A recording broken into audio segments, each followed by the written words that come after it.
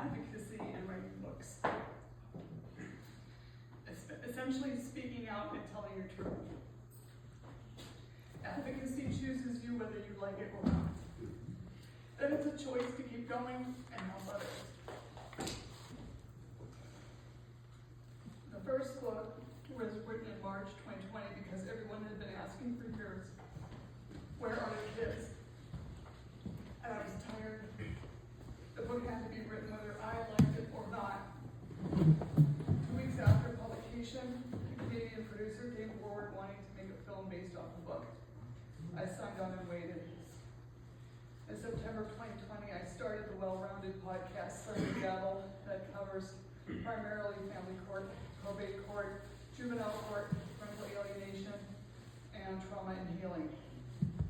All of this is available on major platforms and YouTube. Please like and subscribe.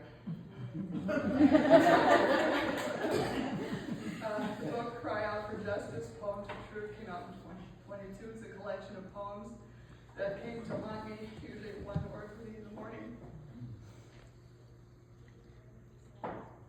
Raised by These Wolves, How Family and Federal Courts Are Failing Our Children, came out in 2023, is eventually a bestseller, and it has gone through people who have suffered through the court system. Before, during, and after their torturous journeys through the very well-oiled machinery called the family court. The system is not broken, make no mistake. The judiciary is destroying the country from the inside out using the families and the children. Still, I awaited on the film with the Canadian producer, nothing was happening. In August 2023, I made contact with Adam Worth, 5-time Emmy Award-winning director. He was game at making a short film. I then ended the contract with the Canadian producer at the end of April 2024. We made the short film called Mailbox, starring Kat King. This film has been entered into 9 film festivals, and we will wait and see what happens in 2025 as we prepare to seek investors. July 17th, 2024, Raised by These Wolves, Volume 2, Child Trafficking Within the Foster Care and Court Systems. That came out as a bestseller within 2 days. Leon Ives has written the foreword to this book. The focus is now on child trafficking and foster care system. This book shows that to get to the children, children are not resilient, and how the judiciary has destroyed the childhoods by being placed with the abuser and or foster care. And it's been well received. Leslie Carrington, who's in chapter 2, here she is. She's been working tirelessly getting this book into Massachusetts legislature and House of Representatives, and even into the prisons, which are the foster care pipeline. And they are listening to what she has to say. The book was also admitted in evidence in her civil rights claim in Massachusetts. Another mother had her chapter in this book brought up in a legal suit in the courtroom as an exhibit from her ex-husband.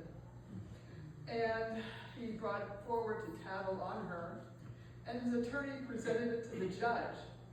He then proceeded to look at the book for 4 minutes and handed it back to opposing counsel, saying, "There's a lot of family court stories in here." There were no repercussions to the mother. The purpose of these books is to raise awareness of how relationships begin and how they end, as well as personality disorders that disrupt the family unit and destroy childhoods.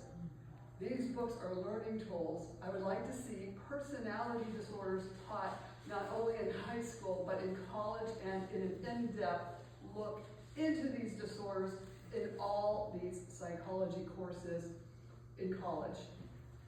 Not just touching on it, but looking into all the personality disorders. Young people need a heads up. 1 person in 20 are sociopaths. What hope does a young person have but to be warned of what can happen to me and other parents can indeed happen to them? Thank you.